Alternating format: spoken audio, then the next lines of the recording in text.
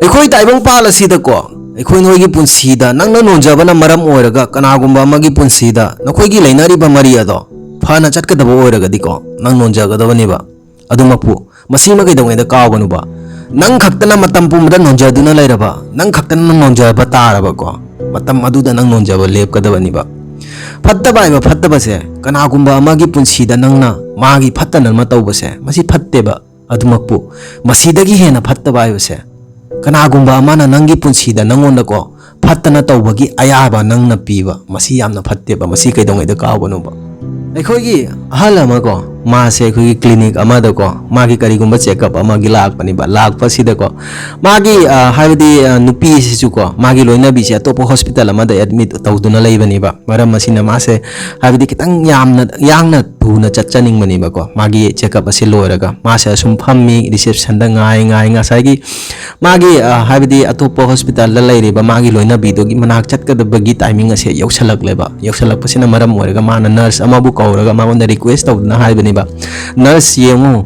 ꯑꯩ ꯗꯣꯛꯇꯔꯒ ꯑꯃꯨꯛꯇꯪ ꯍꯥꯟꯅ ꯎꯅꯍꯟꯕꯤꯌꯨ ꯑꯩ ꯑꯇꯣꯞꯄ ꯍꯣꯁꯄꯤꯇꯥꯜ ꯑꯃꯗꯁꯨ ꯆꯠꯇꯧꯕ ꯂꯩ ꯃꯁꯤ ꯋꯥꯍꯩꯁꯦ ꯇꯥꯔꯕ ꯀꯥꯟꯗ ꯅꯔꯁ ꯑꯗꯨꯅ ꯗꯣꯛꯇꯔ ꯑꯗꯨꯒꯤ ꯃꯅꯥꯛꯇ ꯆꯪꯂꯕ ꯀꯥꯟꯗꯀꯣ ꯋꯥꯔꯤ ꯑꯁꯤ ꯂꯣꯏꯅ ꯇꯝꯕꯅꯦꯕꯀꯣ ꯗꯣꯛꯇꯔ ꯑꯗꯨꯅꯀꯣ ꯑꯉꯛꯄ ꯐꯪꯕꯅꯦꯕ ꯃꯔꯝ ꯑꯁꯤꯅ ꯃꯥꯅ ꯍꯥꯏꯕꯅꯤ ꯍꯣꯏ ꯐꯔꯦ ꯉꯁꯥꯏꯒꯤ ꯑꯍꯜ ꯑꯗꯨ ꯀꯧꯁꯜꯂꯕ ꯍꯥꯏꯅ ꯑꯍꯜ ꯑꯗꯨ ꯉꯁꯥꯏꯒꯤ ꯅꯔꯁ ꯑꯗꯨꯅ ꯗꯣꯛꯇꯔ ꯑꯗꯨꯒꯤ ꯀꯥꯗ ꯄꯨꯁꯜꯂꯛꯂꯕ ꯀꯥꯟꯗ ꯑꯍꯜ ꯑꯗꯨ ꯐꯝꯍꯜꯂꯕ ꯀꯥꯟꯗ ꯉꯁꯥꯏ ꯗꯣꯛꯇꯔ ꯑꯗꯨꯅ ꯍꯥꯏꯕꯅꯤꯕ ꯍꯥꯏꯌꯨ ꯄꯥꯕꯨꯡ ꯀꯔꯤ ꯌꯦꯡꯍꯟꯕ ꯂꯥꯛꯄꯅꯣ ꯄꯥꯕꯨꯡ ꯀꯔꯤ ꯌꯦꯡꯉꯣ ꯍꯥꯏꯕꯅꯣ ꯑꯗꯨꯒ ꯄꯥꯕꯨꯡꯗꯤ ꯑꯩꯉꯣꯟꯗ ꯌꯦꯡꯍꯜꯂꯕ ꯀꯥꯟꯗ ꯑꯇꯣꯞꯄ ꯍꯣꯁꯄꯤꯇꯥꯜꯗꯁꯨꯆꯠꯇꯧꯕ ꯃꯥꯜꯂꯦ ꯑꯇꯣꯞꯄ ꯍꯣꯁꯄꯤꯇꯥꯜꯗꯁꯨ ꯌꯦꯡꯍꯜꯂꯨꯗꯧ ꯃꯥꯜꯂꯦ ꯀꯥꯏꯅ ꯍꯥꯏꯕꯅꯦꯕꯀꯣ ꯉꯁꯥꯏꯒꯤ ꯑꯍꯜ ꯑꯗꯨꯅꯀꯣ ꯌꯥꯝꯅ ꯅꯨꯡꯉꯥꯏꯇꯅꯀꯣ ꯃꯥꯒꯤ ꯐꯤꯂꯤꯡꯁ ꯄꯨꯝꯕꯁꯦ ꯁꯤꯌꯔ ꯇꯧꯊꯣꯛꯂꯛꯄꯅꯦꯕ ꯗꯣꯛꯇꯔ ꯑꯗꯨꯗ ꯃꯥꯅ ꯍꯥꯏꯕꯅꯦꯕ ꯌꯦꯡꯉꯨ ꯗꯣꯛꯇꯔ ꯃꯁꯤꯒꯤ ꯀ꯭ꯂꯤꯅꯤꯛꯁꯤꯗ ꯑꯩꯅ ꯂꯥꯛꯂꯤꯕꯁꯦ ꯑꯩꯒꯤ ꯍꯛꯆꯥꯡꯕꯨ ꯌꯦꯡꯍꯟꯕ ꯂꯥꯛꯂꯤꯕꯅꯤ ꯑꯗꯨꯃꯛꯄꯨ ꯄꯨꯡ 12ꯗ ꯆꯞ ꯆꯥꯕꯤ 12ꯗ ꯑꯩ ꯆꯠꯂꯒ ꯑꯇꯣꯞꯄ ꯍꯣꯁꯄꯤꯇꯥꯜ ꯑꯃꯗ ꯑꯩꯒꯤ ꯂꯣꯏꯅꯕꯤ ꯑꯗꯣ मासे एडमिट तौदुना लैरी माबु उनाबा चटकदबनी मागा चटलगा ऐ चा थकपिनागदबनी नुमित की ऐ पुंग 12दा ऐगी नुपी अदुगा ऐगी लोइनाबी अदुगा हॉस्पिटल दा पुलप पुन्ना चा थकमिनै सेनेबा कुइरे मासे हॉस्पिटल अदुदा एडमिट तौदुना लैसललिबसे मरु ओरिबदी मानाने हौजिक हाइबु ऐसे मसक खंगदे सेनेबा मासे लैना से मासे मी अमत्ता मसक खंगदे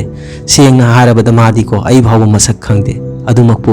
नुमित की ऐ पुंग 12दा चटलगा मागा लोइनाना फंबिनै मागा वारी सानै अदुगा मागा नुमित की ऐ चा थकमिनै सेनेबा ngसाइगी डॉक्टर असिना हाइबनेबा यंगु पाबुंग मादि हौजिक मी अमत्ताबु मसक खंगद्रे पाबुंग भाव मसक खंगद्रे अदुमकपु पाबुंगना मागा चटपिनारगा हाइबदी चा थकपिनादोरिबा वारी सानादोरिबसे मसिगी कानाबसे करिनो मादी नंबु मसक खंगद्रबनिना माना नंबु नुंसिरमगिगद्रो सेनेबा मसी वाहैसे हाइरकपदको ngसाइगी अहल असिना हाइरकपा वाहै असे तावबा यंगु पुंसीदको माना आइबु मसक खंगद्रबसु करिसु कायदे माना आइबु नुंसिद्रबसु करिसु कायदे अदुमकपु ऐनदि माबु मसक खंगिदना ऐनदि माबु नुंसिरिदना मसिदगी हेनबा करिनो मागी वाहै असे यामना नुंसिद्रो अखोइगी मियोइबदा मियोइ म्याम अमा लेबको हाइबदि नुंसिनरबा कांदा ऐना नंगोंदा असुक नुंसिरगा नंगनदि आइबु नुंसिदबा मसिगुमा म्याम अमा लेबको नुंसिबा हाइबा नुंसिबसे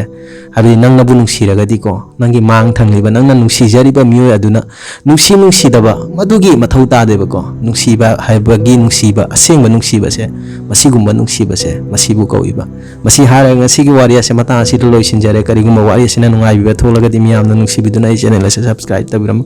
thengna asegi mathangi video da matam adu fawagi damakta kainarasi bye bye